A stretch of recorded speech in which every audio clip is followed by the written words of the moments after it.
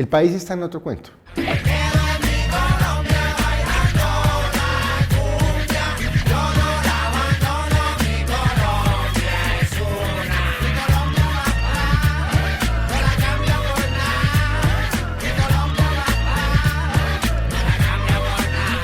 El país está distraído en reinas, distraído en fútbol, los colombianos tienen que salir y trabajar 17 horas diarias para llegar con 582.000 pesos, están en otro cuento.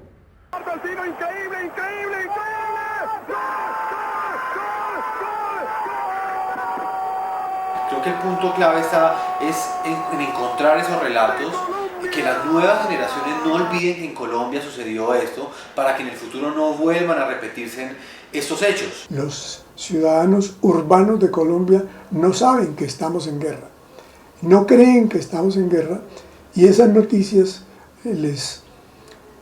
como no les afectan personalmente en su diario vivir, les parece que son anécdotas. La alegría de los colombianos tiene ese toque que los hace sobresalir en cualquier lugar del mundo, pese a la violencia y a los problemas económicos. La agencia Gallup publicó el listado de los países más felices y entre las 54 naciones analizadas, Colombia ocupó el primer lugar. Se vuelve en cierto sentido uno cómplice de la impunidad.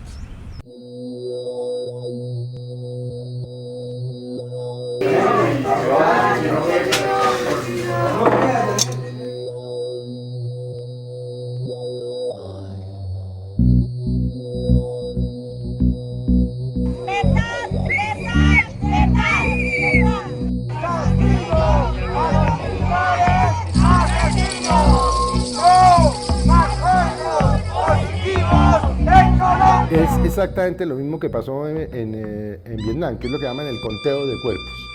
Y es que los resultados, el gobierno de Uribe los quería medir en términos de muertos, sin importar si eran 1, 2.000, 17.000 o 5.000.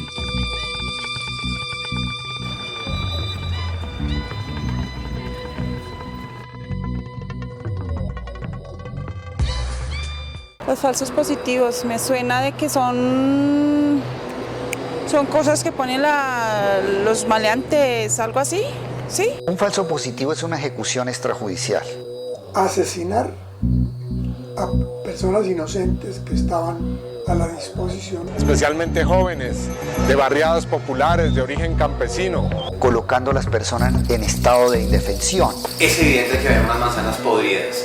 Fueron desaparecidas, torturadas muchas veces y luego asesinadas para ser presentadas por miembros de la fuerza pública como si se tratara de personas de grupos insurgentes. Es un país de mierda, un país inviable. Las caras del horror.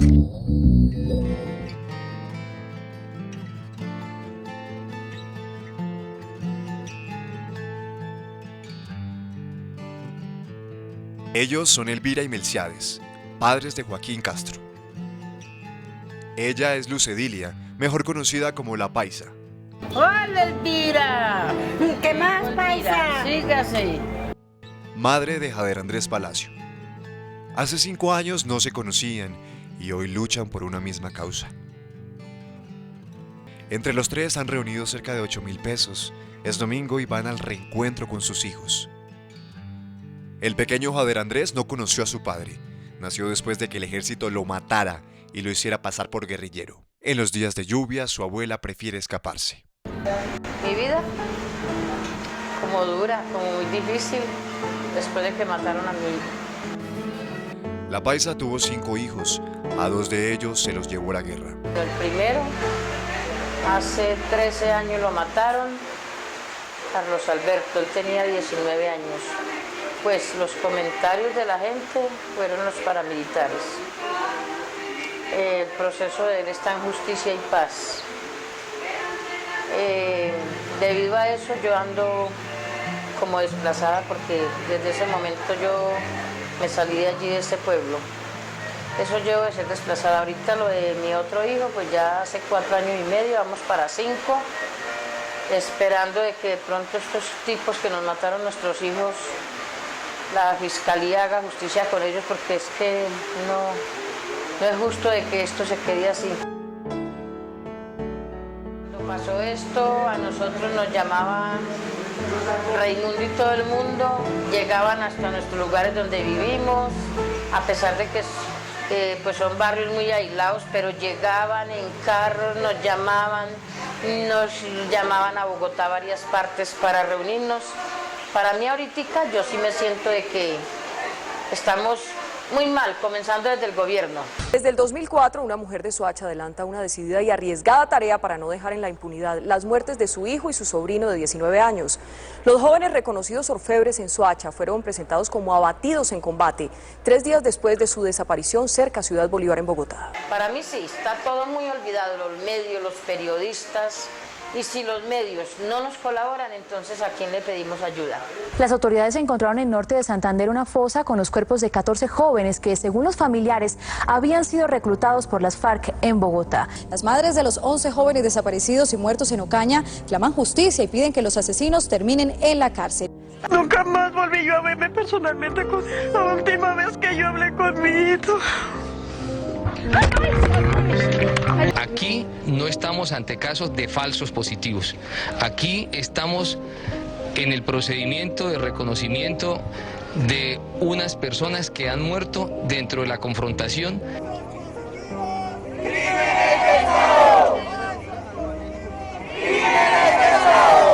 Seguridad democrática, crimen y pecado. Seguridad democrática, crimen y pecado. Hubo dos áreas que se dividieron aquí en el noticiero para cubrir el tema de los falsos positivos de Soacha. En primer lugar, todo lo que fue la investigación que nació a raíz de la desaparición de estos 11 jóvenes que aparecieron después muertos en una fosa común en un cementerio en el norte de Santander. La investigación se hizo con base en lo que la Fiscalía venía recopilando y también los testimonios de las madres y de los familiares de los jóvenes desaparecidos. En segundo lugar, se fue hasta el sitio con los corresponsales a donde empezaron a surgir los cadáveres en las fosas comunes donde habían sido enterrados los jóvenes de Soacha. Y en tercer lugar se hizo todo, digamos, un seguimiento de por qué habían aparecido en esa zona del país cuando habían sido reclutados o habían sido prácticamente sometidos a la fuerza acá en Soacha.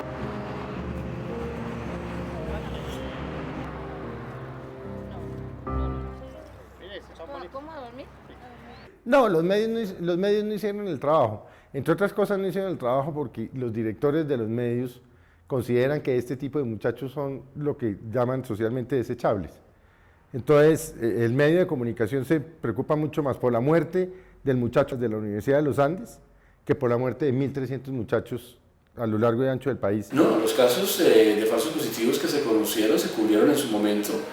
Si hay en este momento pues, nuevos casos, seguramente se reportarían igual, pero estamos en una fase diferente, que es la fase judicial, la de cómo se están procesando a las personas involucradas en los falsos positivos, y posiblemente eso le puede parecer a un columnista o a otro que no es el mismo énfasis, pero yo lo que creo es que simplemente se está informando de una etapa diferente. Pues desafortunadamente me parece que la televisión comercial, que son los canales privados, no tiene ningún interés ni en memoria, ni en país, ni en construir sociedad.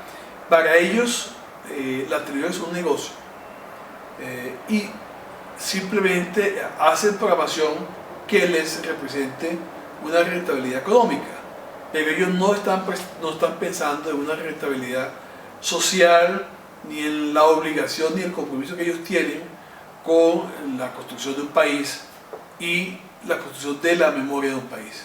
No, la labor de los medios siempre es informar y cubrir la noticia.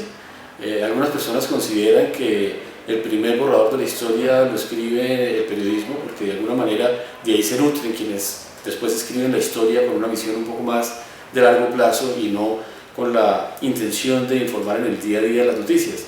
Pero la misión de los medios de comunicación no es hacer historia, sino dar noticias, darle información. Si usted toma los diarios de la época y los compara con los diarios de la época en que mataron al hipopótamo Pepe de Pablo Escobar, en términos de centimetraje se registró más el hipopótamo que los 1.300 muchachos. Hoy, más del 98% de los casos de falsos positivos permanecen en la impunidad Las modalidades del crimen han cambiado, los jueces y las víctimas siguen siendo presionadas y amenazadas. Falsos positivos judiciales. Es una forma de criminalizar civiles inocentes. Se fabrican informes y testigos falsos que terminan en detenciones arbitrarias y que cuentan como éxitos de la tropa.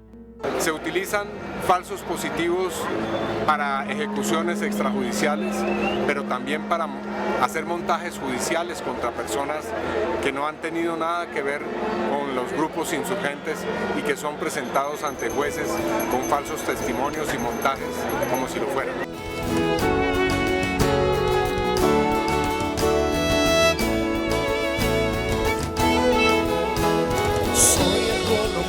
Que no quiere soportar esas injusticias que nos hacen llorar. Ya no aguanto más, tenemos que actuar, que no queden en la impunidad. Por motivos de seguridad llamaremos a este hombre Gustavo Buendía. Ensuciarse las manos es vivir. Gustavo pudo haber visto emanar sangre de sus dedos mientras apretaba con cuerdas los guacales con frutas que cultivan en la finca de sus padres en pleno llano colombiano. Pudo haber tenido las uñas sucias producto del contacto con la tierra, la cara empapada tras las caricias recias del sol, pero nunca sucias por la sangre mortífera de la guerra. Por desdicha, el campo llora cuando sus laboriosos habitantes prefieren empacar, tomar un bus intermunicipal y buscar ciudades atestadas de caos y pobladores en busca de oportunidades. Gustavo vivió un tiempo en Bogotá, trabajó como aseador en un centro comercial, quizá el infortunio, quizá un llamado de la tierra, quizá tontería. Decidió volver a su campo. Allí encontró nuevamente la oportunidad de volver a trabajar con una motosierra, pero su utilidad no fue la de la guerra, esa que rasga venas y corta tejidos. En cambio, Buendía escuchaba el sonido intenso de la máquina solo cuando trabajaba cortando madera, y fue precisamente uno de esos días cercano a las 2 de la tarde cuando se encontró con dos hombres que le preguntaron si había visto ejército en la zona. Él y su primo, ya acostumbrados a hablar con los amigos y enemigos del país por mera necesidad de cuidar su vida, respondieron que no. Fue ahí cuando lo inesperado tuvo lugar. Estaban en eso preguntándonos cuando volteamos a mirar hacia atrás y apareció el ejército y pues se formó ahí una plomacera. Yo quedé herido y ahí pues ellos me acusaron de que yo era guerrillero y entonces pues ahí me prestaban los primeros auxilios y me leyeron los derechos. Horas eternas tendido en el piso, con un brazo inmóvil, con un fuerte dolor y también un olor atractivo para las moscas. Me trasladaron al hospital, más o menos al hospital estuve llegando como entre 11:30 y 12 de la noche. Y ahí pues hasta el otro día que me desperté ya ahí en el hospital, ya todo remendado, con un brazo enyesado y con mangueras por todos lados. Una reconstrucción casi milagrosa de su brazo izquierdo y una tras otra en su estómago. Tras 10 procedimientos quirúrgicos, lo llevaron casi como un discapacitado a una reclusión del IMPEC.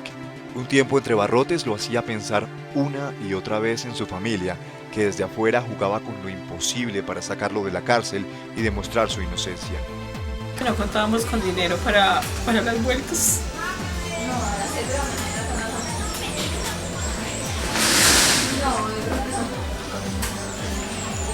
Y entonces tuvimos que recurrir a platas prestadas, a tarjetas, préstamos, de los cuales todavía estamos con deudas.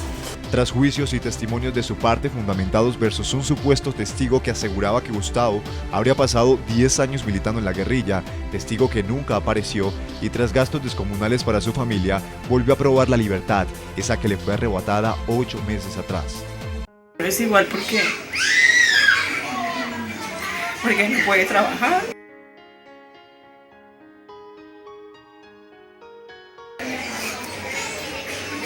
Y o sea, no ha sido lo mismo.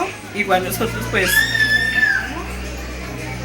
todos los semanas hemos estado trabajando para ayudarlo a sostener y pues actualmente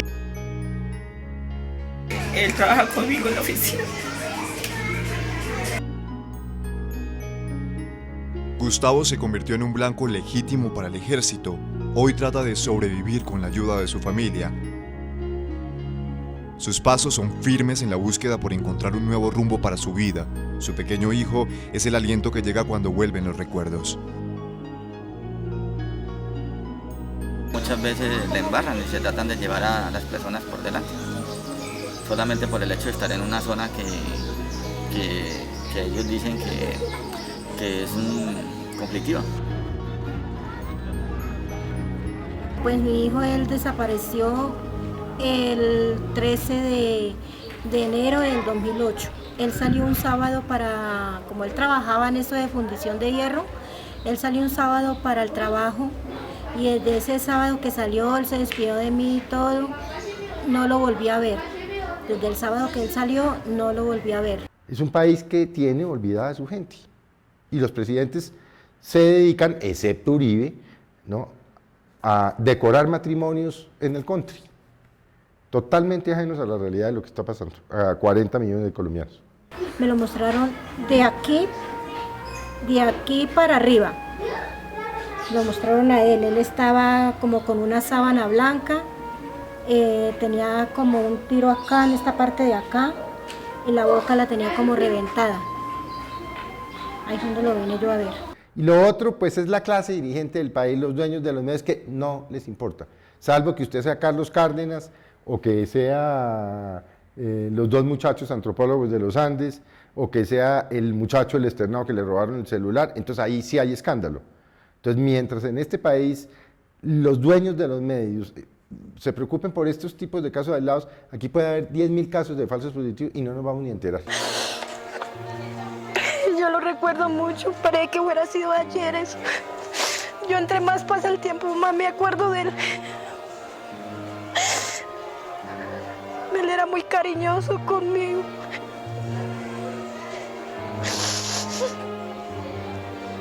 Y por eso es que yo mantengo tan enferma, porque a mí me ha dado muy duro, muy duro. Yo no sé por qué esa gente hizo con mi hijo. Si él no era malo, él era un hijo muy bueno. Pero ellos tienen que pagar, yo sé que hay la justicia divina, que ellos tienen que pagar. Yo temo por el futuro de las investigaciones en los llamados falsos positivos. Es un tema que se sostiene con gran fragilidad en la Fiscalía, pero que en cualquier momento, si no estamos atentos, podría terminar en una justicia penal militar que no ofrece garantías de independencia y de imparcialidad. Aquí hay unas modificaciones muy importantes que se han hecho a la Constitución Política en diciembre pasado, que creo que constituyen un retroceso para Colombia, incluso para las propias fuerzas militares que han ido mejorando su conducta en materia de violaciones a derechos humanos, pero gracias a las antiguas reglas, con las nuevas reglas, creo que van a tener mayores licencias para incurrir en abusos sin rendir cuentas. Creo que las investigaciones por los falsos positivos han avanzado muy lentamente en el país en estos varios años. Nosotros en la Fiscalía General de la Nación en este momento estamos tomando medidas extraordinarias para investigar los falsos positivos de acuerdo a estándares internacionales. ¿Cuáles son esos estándares? De entender que los falsos positivos tienen que investigarse con el criterio de los llamados delitos de sistema. Es decir, entender que posiblemente se trate de violaciones sistemáticas y previamente planeadas contra los derechos humanos, que se trata además de una violación sistemática que deben elaborarse los contextos en los cuales se han producido estas graves violaciones a los derechos humanos y además pues interrelacionar todos los casos que se cometieron en el país para poder establecer si existió algún patrón común, cuáles eran esos modus operandi. Es decir, hay un nuevo enfoque de la Fiscalía General de la Nación orientada fundamentalmente a la investigación de los falsos positivos como crímenes de sistema. Se están llevando a las cortes internacionales en vista de que no hay suficiente acción judicial y penal en el país. Yo siento que la justicia está como esta bicicleta, se convirtió en estática. Entonces, no sé, trato de inventarme alguna manera de protestar y de hacer sentir la opinión de los que creemos que Este tipo de actuación es inaceptable, mancilla, mancha nuestra fuerza pública, genera probablemente terror en cierto tipo de jóvenes. Es utilizada para espantar, para atemorizar, y no me gusta porque es completamente contraria a la Constitución colombiana. Voy caminando con el corazón desierto, estoy llorando tu ausencia y me gana el dolor, mi amor. Esa mañana yo te di un beso y te vi partir, mi bendición y el sol detrás de ti. Todos tus pasos recorrí buscando rastros de ti, pero tus huellas llegan a su fin.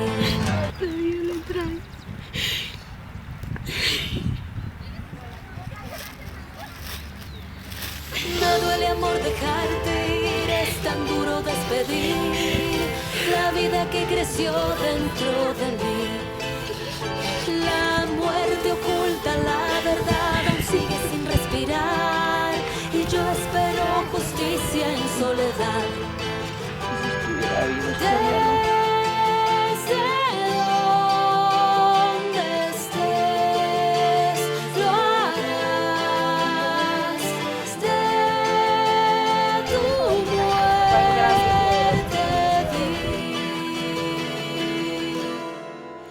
dinos la verdad, te vi. Pues yo le diría que pues que nos hiciera el favor y que nos apurara las audiencias, y que sí, que esto pues se terminara lo más pronto, que nos ayudara en eso, que esto se terminara y todo. ¿Qué le voy a decir yo? Yo le quiero decir al presidente Santos que no se haga de cojón. Se actuó, se tomaron 15 medidas y se bajó drásticamente a cero prácticamente las denuncias sobre falsos positivos desde noviembre del 2008. Reiteradamente, el Centro de Investigación y Educación Popular CINEP le ha dicho a Juan Manuel Santos que lo que se ha hecho para evitar que se sigan presentando casos de falsos positivos no ha sido suficiente. Usted sabe que hay mucha gente que está queriendo que yo pelee con el presidente, y a mí yo nunca voy a pelear con el presidente, le debo lealtad, ha sido el mejor presidente que ha tenido Colombia y voy siempre a defenderlo. Al presidente Uribe, que él sabe muy bien cómo las cosas, que deje de pelear con Santos y que arregle lo de nosotros. ¿Fueron muertos por el ejército? Sí. El propio ejército asegura que las tropas les dieron de baja. ¿Quién practicó los actos urgentes, la inspección de los cuerpos? El CTI de la Fiscalía General. ¿Fueron muertos en combate? No sabemos, estamos investigando. A lo que el presidente Álvaro Uribe respondió. Por su parte, el director de Medicina Legal dijo que los cuerpos presentan varias heridas por proyectil, pero que no fueron ajusticiados por el ejército. Que se vayan a olvidar, porque nosotros no dejaremos que se les olvide. Lo seguiremos repitiendo cada vez que podamos. Nosotros seguiremos luchando porque se haga justicia. Idalí Garcera vive sola, en un humilde pero confortable apartamento. Un sueño alcanzado, pero que hoy es el recuerdo latente de su tragedia. Estoy cumpliendo ya 5 añitos, casi voy a cumplir en diciembre de este año del 2013.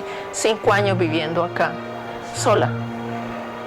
En verdad, ya la soledad es terrible para mí, pero me la he aguantado. Las fotos y la presencia de su familia que viven en la localidad de Kennedy, en Bogotá, la han ayudado a amortiguar los momentos duros que ha vivido por recuperar el buen nombre de su hijo. Todos los días entra al cuarto de Diego, que permanece intacto. Esta era la camita de mi hijo. Esta cartelera es la que he llevado últimamente a las marchas. Esta cartelera. ¿Qué dice esa cartelera, doña Idalí? Esta cartelera dice: las madres de Soacha no se resignan y continúan buscando verdad y justicia. Y justicia, reparación. lo cual es una condición indispensable para construir un proceso de paz. Acá dice, no más falsos positivos. Si quieres la paz, lucha por la justicia. Acá en esta partecita de arriba dice, paga el bien con el bien, pero el mal con justicia. La paz debe ser un proceso donde no haya más repetición, igualdad para todos. Trata de no recordar el nombre de su hijo en los titulares de los periódicos que lo sentenciaban como guerrillero. En cambio, se aferra a la nobleza que admiraba. Pues era un muchacho que se hacía querer por la gente, por la comunidad, porque era un joven muy acomedido. Él se acomedía a todo, mejor dicho, que él estaba enseñado así como soy yo, muy caritativo. Él venía acá y me decía, madrecita, mire, usted tiene aquí harto mercadito, regáleme algún arrocito para llevarle a tal, un arrocito, unas papitas. Y entonces yo le daba de lo que yo tenía ahí, o era poquito que yo tuviera. Él me pedía algo para llevarle a alguna persona. Entonces yo le daba para que él me decía, mamá, es que Juliana, una viejita por ahí que no tiene ni qué comer. Entonces él me pedía muchas cositas para llevarles. Cuando usted ve que la gente de Soacha tiene que comer caldo de papel periódico con una costilla, ¿no? Y el papel periódico para llenar, se da uno cuenta de que, y lo voy a decir, además es un país de mierda, un país inviable. Un país en donde todo lo que hablan los políticos es carreta, que hemos reducido las tasas de desempleo, que el país es más digno, mentiras, porque no van a Soacha. Irónicamente, el sueño de Diego era ser un héroe. Me rogó para que yo diera la firma, porque como era hijo único, no se lo llevaban. Entonces, él me convenció y yo fui y di la firma para que él se fuera lo que él quería. Hoy esta madre trata de no recordar los tiros que recibió su hijo en la espalda y la muerte desgraciada que sufrió. Y Dalí sonríe en cambio cuando piensa en las anécdotas que son su más grande tesoro. Como le gustaba mucho la salsa, poníamos ese radio, ponía música. Si es que yo sí bailo como los bayunos. Decía, no, ¿usted qué va a bailar? Y me decía, venga a ver, yo le enseño. Nos poníamos aquí a bailar, los dos. Y entonces él llegaba y me decía, ¿sí ve? Usted no sabe los pasos que yo hago. Pero a él le encantaba, parecía que él fuera bayuno porque bailaba muy bien. Él era muy pinchadito, ¿no? Pero ¿cómo te parece que yo no sé por qué siempre me equivocaba? Siempre le compraba la ropa muy grande, quizá. ¿Y cómo te parece que Diego, él cogía, siempre se metía Ahí se nota, vea.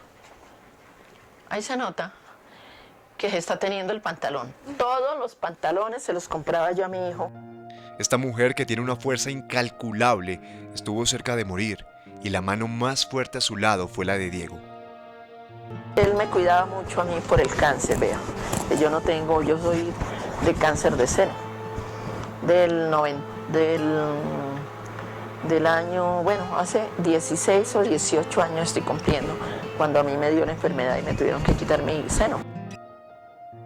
Pide justicia. Es que ya son 5 años de espera. Que en los juicios los veamos, que sepamos nosotros en realidad, que se haga justicia y que veamos esas personas, esos criminales que me le quitaron la vida a mi hijo, que los veamos. Eso es lo que yo necesito, porque yo siempre llevaré a mi hijo en mi corazón, vea, día y noche pensándolo, pero verdaderamente que todavía no he podido ver a esas personas, a esos del ejército que fueron los que lo recibieron a los reclutadores para llevarlos a matar. Eso todavía no ha llegado. Su templanza se resquebraja cuando ve la burla en la que se ha convertido su caso, y ahí no teme hablar fuerte para defender su sangre. No me encuentro en paz, porque ¿saben qué pasa? Que ya son largos 4 años que llevamos en juicio. ¿Y cómo se supone usted que yo me vaya a vencer, que vaya a perdonar unas personas que ni siquiera... Yo sé que los reclutadores están presos, ¿no? Veo que uno en Ocaña y otro aquí en Bogotá. uno en Cúcuta y otro aquí en Bogotá. Pero ustedes sí creen que, bueno, los reclutadores presos, ¿y a dónde nos han dado la cara los que recibieron a los muchachos allá en la Brigada 15 para matarlos? ¿A dónde los hemos visto? ¿A quién? ¿Ah? Los que tienen que pedir perdón cuando den la cara son ellos. Sí, vean, sí, recibimos a su hijo, lo llevamos y lo pusimos allá para que lo mataran. ¿Ah? Los pusimos como en un asador allá, los pusieron a que se asaran, ¿ah? Como un pollo que se van a comer. Entonces, ¿cómo le parece a usted? ¿Usted perdonaría como madre que ni siquiera sabe quiénes fueron los que todavía ni siquiera los han juzgado y no les he visto la cara a los que mataron ¿se dice victimarios? ¿Ah? Porque era para terminar en abril. Y como no lo quitaron, se nos fue todo al piso. Hay muchas personas que eso es lo que quieren. Hay mucha gente de la sociedad que eso es lo que quieren, borrarnos del mapa, hacer que lo de nosotros se acabe. Pero nosotros nos seguirán viendo, nos seguirán, mientras existamos, nos seguirán viendo, porque nosotros de eso no nos vamos, eso no lo vamos a dejar así.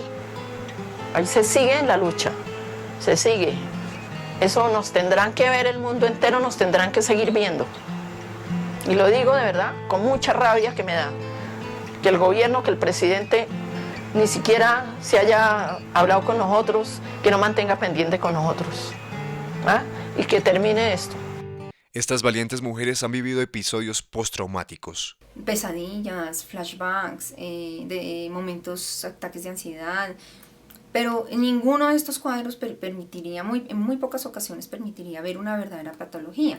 Cuando la hay, por supuesto, la persona requiere un tratamiento prolongado, intenso, personalizado, frecuente, pero esto es lo de menos. Es decir, si la persona puede garantizarse tener una calidad de vida óptima, tener la protección suficiente para que se acaben las persecuciones, que la persona y su familia, el entorno familiar de la víctima que fue asesinada puede recuperar al menos la tranquilidad del día a día, de no tener que conseguirse el pan de la mañana, ¿no? Sino que pueda tener una casa, que pueda tener un servicio de salud permanente. A través de eso ya la persona puede ubicar su apoyo, digamos, psicológico. Y yo me pregunto, como la gente burlándose de uno, como utilizándonos. Yo quiero es que esta gente los metan a una cárcel.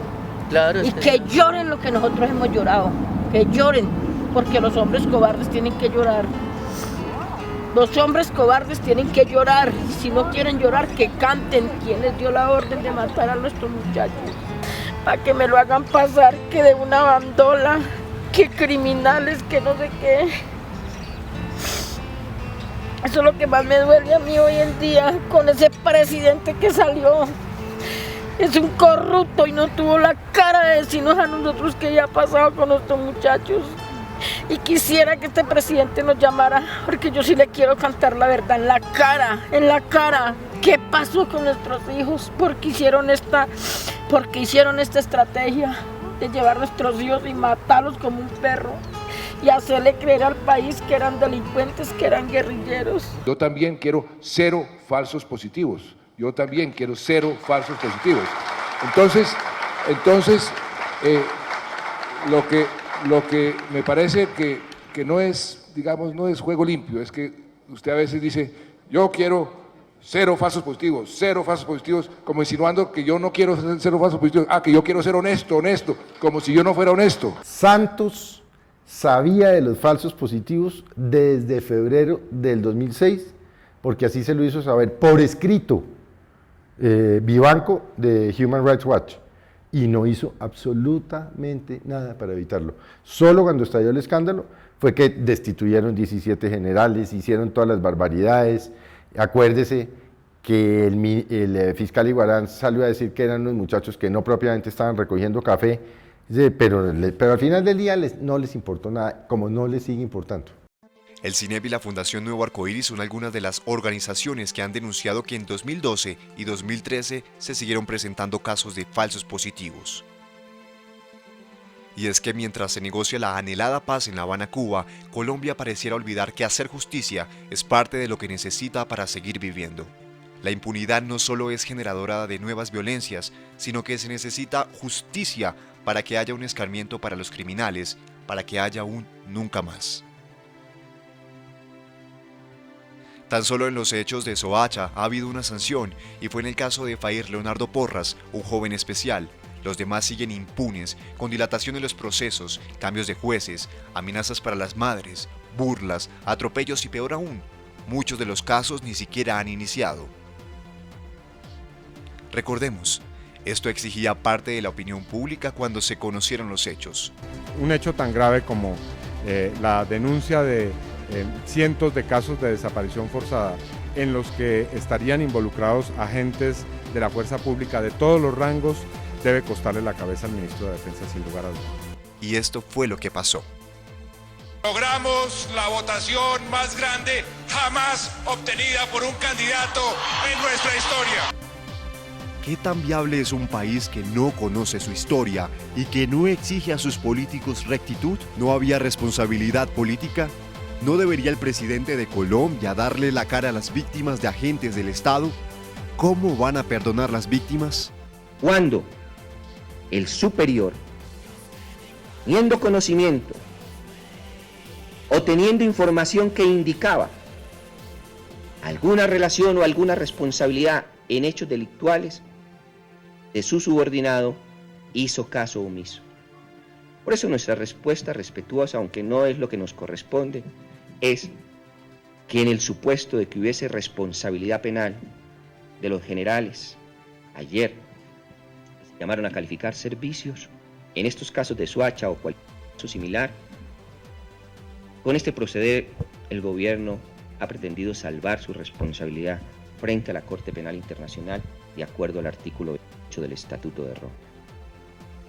A propósito, si aquí llegamos a comprobar esta es una práctica sistemática y generalizada, estamos frente a un delito de lesa humanidad y de ahí la competencia de la Corte Penal Internacional. Y al país más feliz del mundo, al de las reinas y las festividades, al que escapa de su realidad para no ver los ríos caudalosos teñidos de rojo, rojo sangre, ¿está dispuesto a olvidar?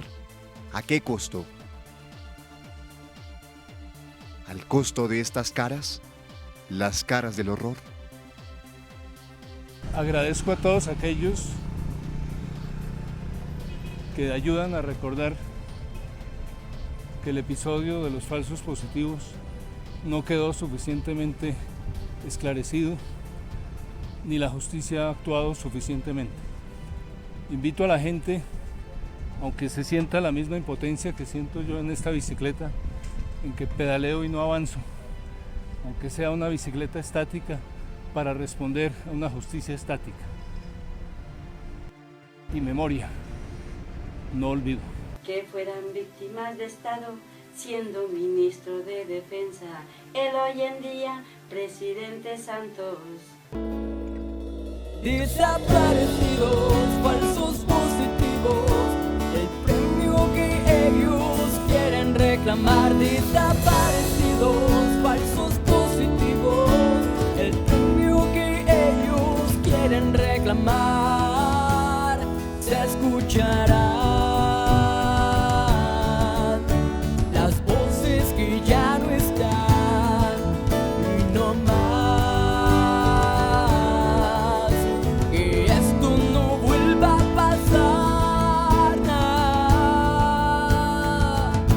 no vuelva a pasar.